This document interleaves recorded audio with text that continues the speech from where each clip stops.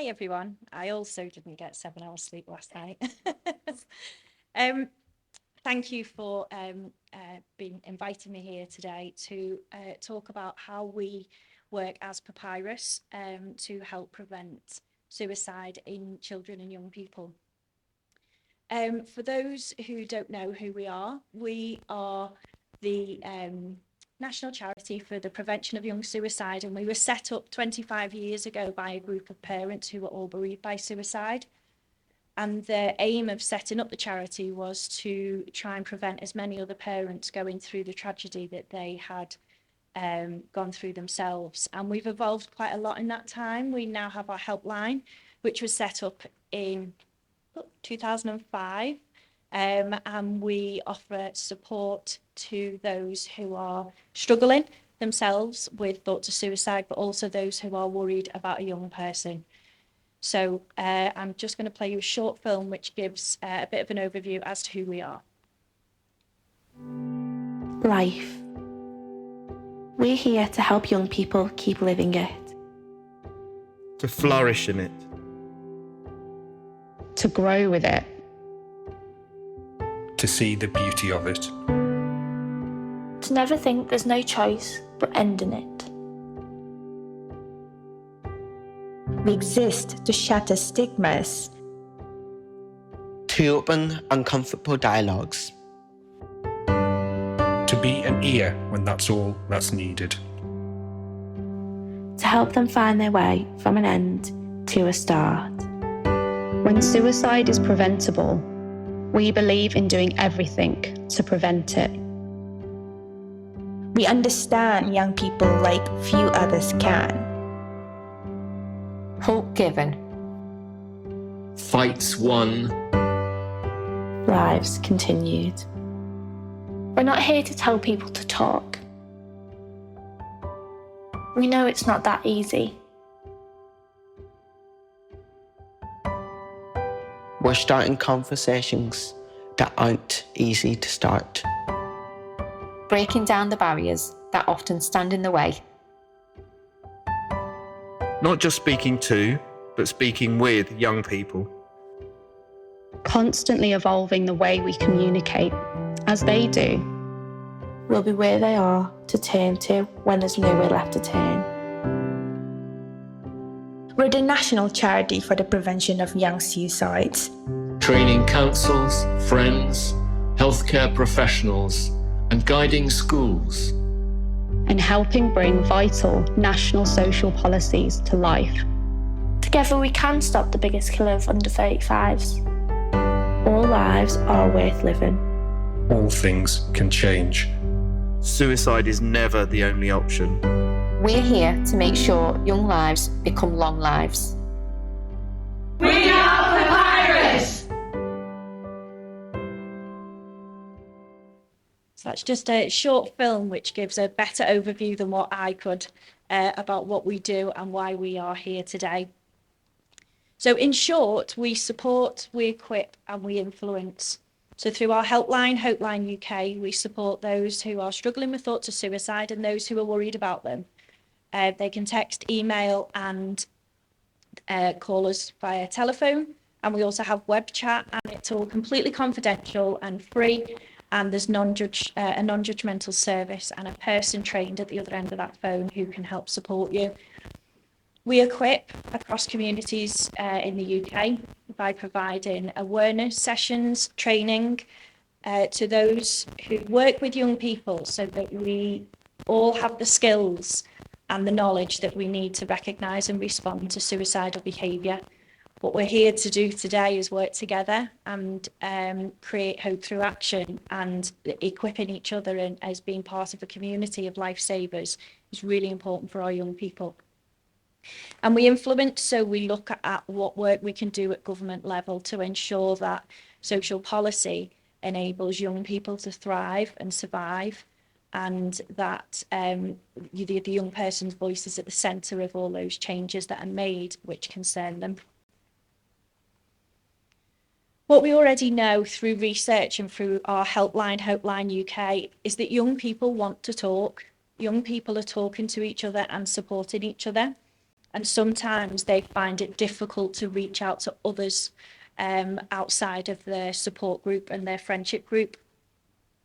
We know that from the thousands of calls and contacts we get on Hopeline UK every month, that there are pressures that our young people are facing, and the different, a 12-year-old girl here in Warrington will have a very different experience to a 24-year-old boy living in central London.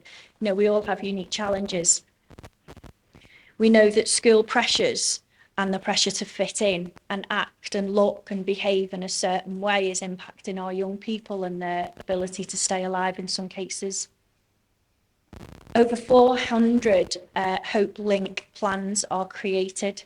I'll talk a little bit more about Hope Link shortly, but they are safety plans that we create on our helpline for those who are at immediate risk of suicide. Over 400 a month are created. And we know that the contributory themes that come through on Hopeline UK, as well as those school pressures and as well as wanting to fit in, they tell us a lot about the lack of support. We hear a lot about the waiting times, which was alluded to earlier. Dealing with anger is a huge one for some of our young people. And COVID-19, we heard a lot from Ruth earlier around the impacts that is potentially having and will continue to have for a little while. And we know that concerned others are worried that COVID-19 has impacted the journey to recovery that their young person has faced. We know what works. We know the importance of talking openly, directly, asking, have you had thoughts of suicide? Are you thinking about taking your own life? You're not going to put that idea into someone's head. We know that by working together, every single one of us here in this room today is pledging to do what they can to create hope through action, to work towards the strategy that's been launched to help save more lives. We know that training works, equipping our communities, our schools, universities, our workplaces, our scout groups, our Girl Guides, our football teams, everyone across the country has a role to play in suicide prevention. And we know that training people to recognise and respond to those who are in crisis really works. You don't always have to have the answers, and that's what we tell people. There are services out there where you can signpost to, and it's really important that we just sit with that person at times. And as I say, we don't have to have that answer, we just need to hear them.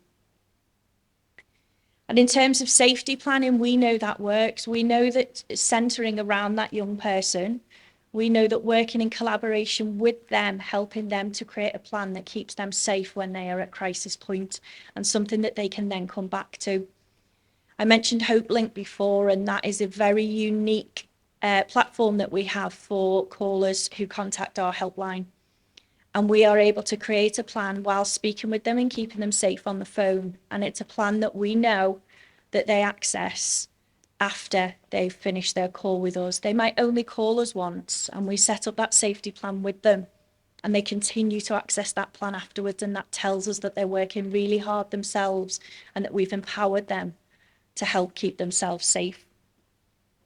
And information sharing, we've done a lot of work with Universities UK, with government, to talk about where we need to put the needs of that person, that young person, to make sure that we share information to keep them safe. And if we have to share information with parents, maybe the young person's in university and needs some support, and we always promote that the saving that person's life is what needs to take priority. Our young people tell us that it feels hard at times, and there's lots of different reasons why it feels hard for them. But just before I go into some of those reasons, I'm just going to play another short video.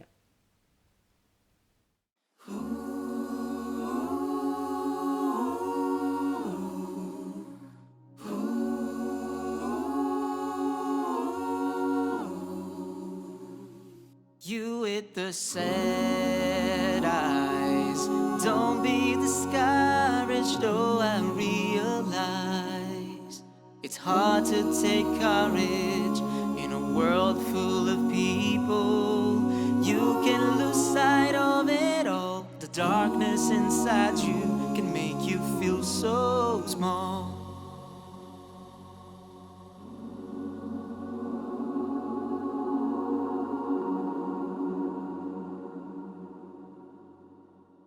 I see your true colors shining through. I see your true colors, and that's why I love you. So don't be afraid to let them show your true colors. True colors are beautiful, oh, like a rainbow.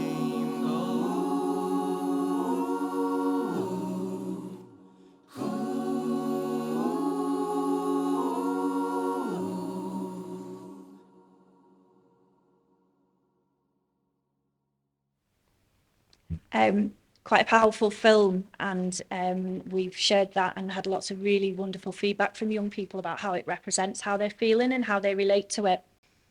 Just really quickly, because I know I'm running out of time.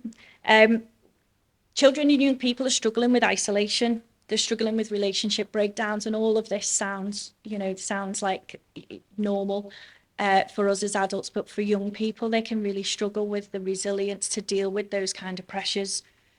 Mental health diagnosis and what that means for them. They're telling us on Hopeline UK that they don't know what's going to happen. They're worried about the stigma. Some of them are worried about how that's going to impact maybe their dreams to become a sports person or to do what they want to do when they grow up. And they do at times have a distrust in some of the support services and feel like that the people that they can talk to are not empathizing at times with them, and that it might be a tick box exercise that they're completing by having that conversation. But then we also know that the workforce are really struggling and they want that more time to speak. So it's really, really, really difficult to get that balance right. And as that film shows, children supporting each other is wonderful, but we need to make sure that those children can tell grown-ups and signpost their friends to the right place in order to help keep them safe. In terms of what next, we're all here today to talk about creating hope through action. We will continue at PAPYRUS with our influencing agenda, where we will keep knocking on the doors of Parliament and telling them that it's not good enough and that we need to do more. We will ensure that children and young people are at the centre of everything that we do and that their voice is being heard, and we'll keep raising awareness of PAPYRUS.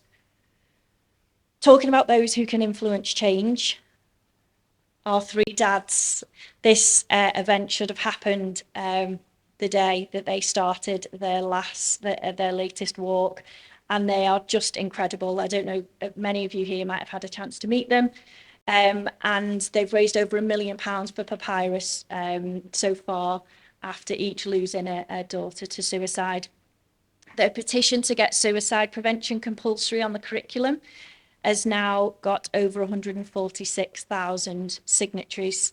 So if you want to do one thing today that creates hope through action, go on to Google, find the petition and add your name to it. They've won a Just Giving award, they've won a Pride of Britain award, and they are just incredible. And what they've done after they have lost their young daughters to suicide is just incredible. So we can all follow in their footsteps, not quite 600 miles around the UK, but we can all have a little part to play, and it's really important that we do that working together. So thank you.